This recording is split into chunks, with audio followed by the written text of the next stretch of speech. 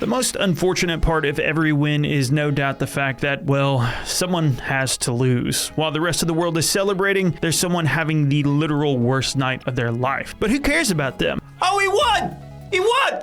He won! Yeah, you get the point. That was dumb. But that's exactly what this list is about. Those that were sadly little more than a speed bump with actually a turbo boost on the other end to help propel some of MMA's biggest and fastest rising stars. What's up, fight fans? Pristine Auction are back and they sent us this signed Charles Oliveira replica belt ahead of UFC 280. And the only thing that makes sense to us is to give it away to one lucky person. All you have to do is use the code MMAOP10 at the Pristine Auction login page and you'll automatically be entered into the giveaway. Not only that, but you'll also get $10 off your first auction item. All you have to do is follow the link in the description. And if you don't know who Pristine Auction are by now, well, you must be living under a rock because they're only the #1 sports memorabilia site on the planet. We'll be announcing the winner of the giveaway in our community post at the end of October, so keep your eyes out for that. And don't forget, we're also giving away a GSP signed glove, as well as this new Charles Oliveira signed belt. We've got more on the Charlie Olive's belt giveaway, but for now... I'm Jason from MMA On Point, and here are the 10 doormats for MMA's biggest hype trains. Number 10, Sage Northcutt versus Francisco Trevino. Facebook kinda sucks, doesn't it? Although I suppose the Zuck training is something I'll always support anyone doing, and additionally, I remember even before Sage debuted on Dana White's Looking for a Fight, someone had spoiled the news with a Facebook highlight reel of Northcutt's that, to be fair, was actually solid for an up-and-coming potential star. But the point of all that is, I remember these kinds of clips going viral before his debut. And even before that, he'd been on the cover of magazines and really had been in the spotlight his entire life as a young karate star within that world. The hype train had truly already begun well before this guy ever fought in the UFC. And unfortunately, the man to get run over by his celebratory debut was actually a pretty successful fighter. Trevino went undefeated throughout his first 12 fights for South Texas FC, then LFA, and he even earned his first UFC win all in that undefeated streak. Sadly though, he'd run into one of the division's more tested opponents in Johnny Case with a decision loss before getting booked with Sage. But on paper, this actually wasn't the worst matchup. But as the fight went down, Trevino went for an ill-fated kick, causing the fall down, and that was the only opportunity Sage needed to go for the kill, getting the finish with a 15-second barrage. And he won in just under a minute of the bout. Trevino would lose his next 2 fights while Sage's hype train reached a new level, as short-lived as it might have ultimately been. Number 9, Aaron Pico versus John DeJesus. When you think of Bellator, a few names come to mind, and especially at the top of their prospects list has to be Aaron Pico. Much like Sage, he was a phenom beginning his early years as a cross-training athlete with NCAA All-American creds and Golden Gloves boxing accolades that had him labeled as an MMA prodigy before he even debuted. Unfortunately for him though, his MMA and Bellator debut was fast-tracked all the way to Bellator's NYC pay-per-view main card, which resulted in a shocking submission loss to Zach Freeman. But he would rebound for a few fights, all with spectacular finishes before losing twice in spectacular fashion as well. So his career had already had plenty of ups and downs, but as the time of this recording, he has been on his best streak with his most stable wins for 6 in a row. All but one went on his highlight reel with fantastic finishes to go along with them again. And it's in the midst of this streak that has his hype train growing to new heights. But his opponent John DeJesus was sitting at a rough record of 13-8 by the time of their clash in 2020. Experience probably was the only thing they could really do to market this one. And this is by far the worst win-loss ratio he's been up against. To DeJesus' credit, he had just picked up a win in the promotion, but it was just way too big a step up, and from bell to bell, DeJesus pretty much just got mauled in a way that would make Khabib say, "Bear." And one of the only times DeJesus did manage to stand up was in the second rounds, and Pico just absolutely smashed him with one shot. Number 8, Tai Tuivasa versus Greg Hardy. Man, talk about one of the most hated personalities in the sport. It's hard to go much further than that of Greg Hardy. For him, it was mainly due to his alleged domestic abuse history, and it certainly didn't help at all when Dana White insisted on accelerating him directly into the main card with his debut, which of course ended in a disqualification disqualification because he tried to throw an illegal knee after almost losing the fight. Add on things like an Hellergate, and you have one of the most incredibly unpopular athletes on your hands. So when cross paths with one of the most popular and lovable heavyweights in the sport today, let alone the whole roster in Tuivasa, not to mention Tai was also beginning his really great underdog run following 3 bad losses that got him all the way to fighting Ciryl Gane in one of the best heavyweight fights we've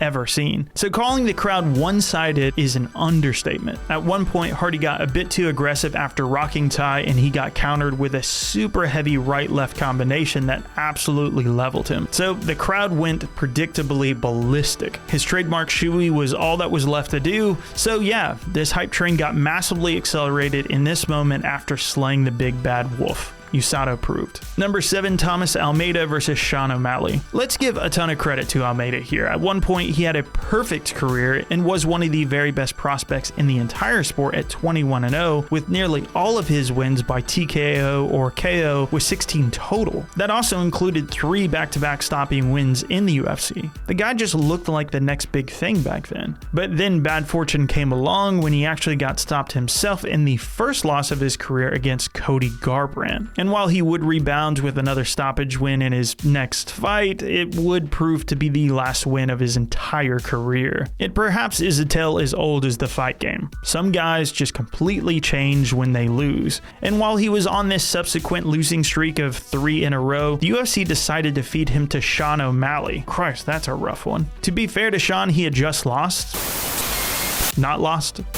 Nope, he definitely lost in his fight to Chito Vera. Why? Why, Rocky? Why stink like that? Poop. Poop mouth.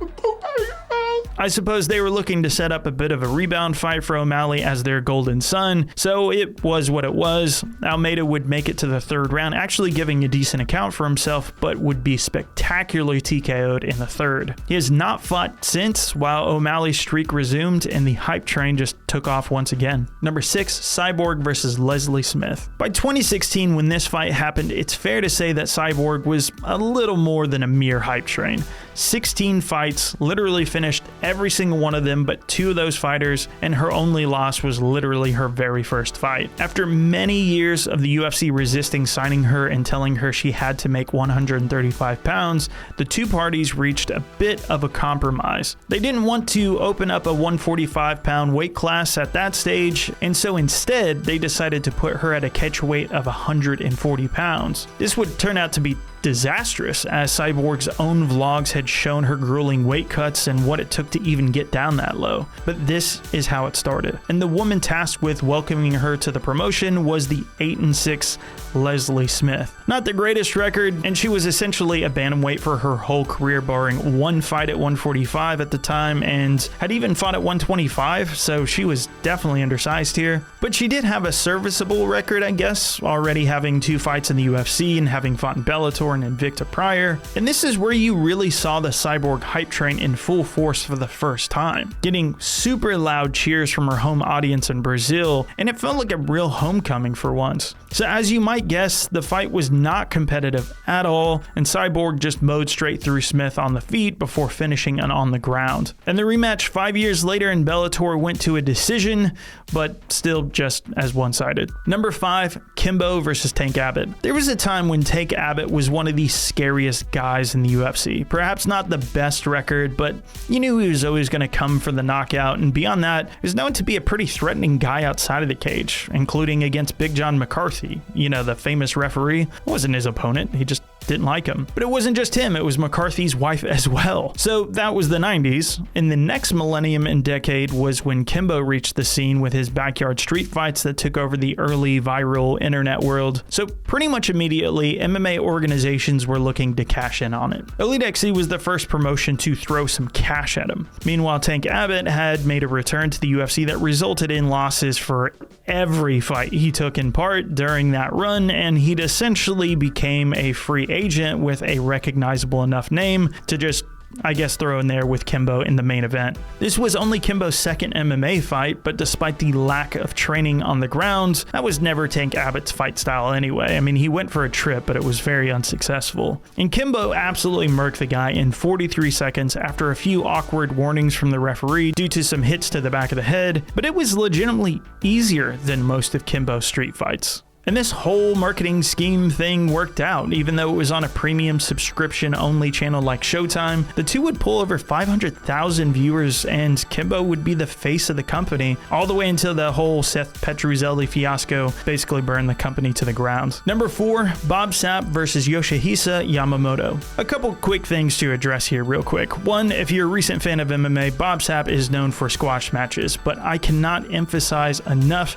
how scary he was back when this fight took place, because he took it way more seriously and was incredibly dangerous when he first started MMA. And 2, you may not have heard of Yamamoto, but to his credit, he fought everyone from Rickson Gracie, Heath Herring, and Mirko Krokop in albeit losing bids, but then actually beat guys like Alistair's older brother Valentin, Kosaka, and even Mark Kerr, even though Mark Kerr knocked himself out in a slam. That one's hard to watch. But the point is, Yamamoto was a heavyweight with 26 fights to his name. The only problem is, well, his record was 12-14. Fuck, that's bad. Alright, yeah, there's really nothing you can say here to give this fight any credence at all. It was a sloppy mauling over the course of a few minutes that exhausted the hell out of Bob Sapp, but not enough to stop the finish from going down. But that was literally all Bob Sapp needed for his hype train to go from speculative to an absolute mania level in Japan. He was in crazy commercials, music videos. Yes, music videos. Then he did K1 shortly after with some even bigger showdowns. And well, the hype level reached an almost incomprehensible level. He really was a top tier celebrity there. Number 3,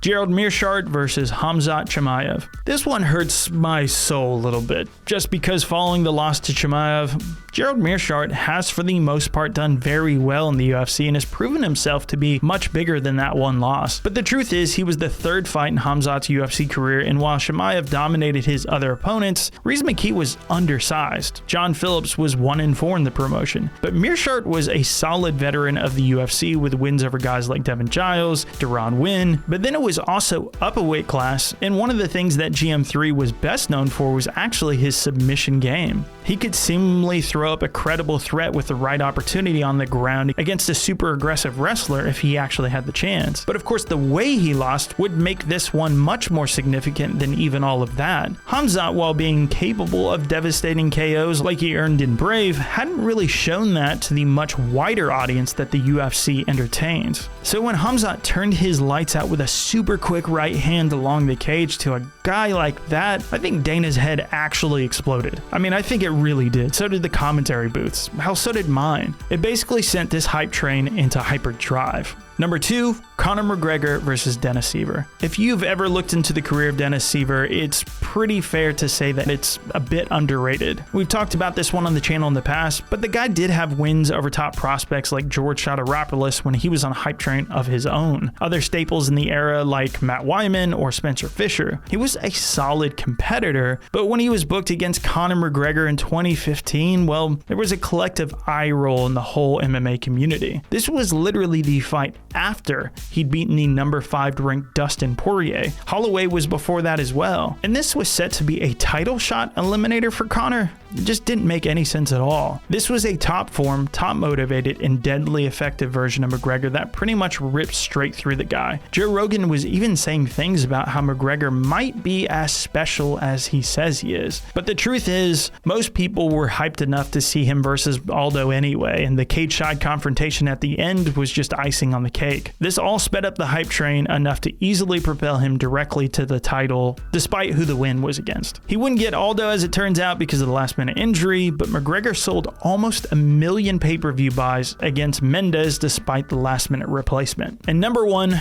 Brock Lesnar versus Heath Herring. If you watched Pride back in the day, Heath Herring was one of the biggest fan favorites. He didn't always win against the best, but he certainly had plenty of great wins over guys like Igor Vovchanchyn and Mark Kerr. And when he came over to the UFC, he did well enough there too, with Czech Congo added to his list. Meanwhile, this was only Brock's third fight ever, and second in the UFC, just coming off the loss to Frank Mir. And if you wanted to build a hype package for Brock going forward, this was the one. He didn't just dominate Heath on the ground like you'd expect for his style, but he even dropped the guy on the feet with a fabled real-life Falcon Punch or whatever. People were going crazy for it. He thoroughly dismantled a beloved MMA veteran, and the reason why I have to put this at number 1 is because it's the most obvious unwarranted title shot in UFC history. Some crazy title shots happened back in the day, sure, but that was when there weren't any meaningful contenders. In 2008, you already had guys like Kane and JDS joining the UFC. Brock just cut a line straight to Randy Couture and the title for his only UFC win. Only win. He was 1-1. It was all about the hype, nothing more, nothing less, which, to be fair, definitely paid off for the UFC considering the level of star he became and the kind of sales he got, but the hype here was definitely real. All right, shout out again to Pristine Auction for helping us get UFC 280 Fight Week started and giving us this awesome belt to give away. Don't forget, all you need to do is go ahead and use the code MMAOP10 at registration. You'll get your $10 off your first auction, and also you'll be entered to win this belt. Shiny.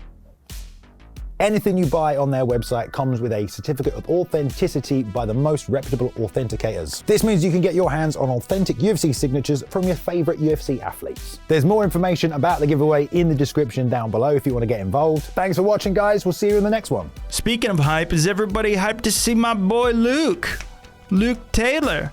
He edited this video. Can you hear that clap? Okay, he's a pretty damn good editor. Follow him on Twitter at @cooltome_. And then Ben Rosette, you guys know I'm a huge fan of him. I will sing his praises to the day I die. He's really great. We've got links in the description for his music, so go check him out. And of course, I want to thank you guys.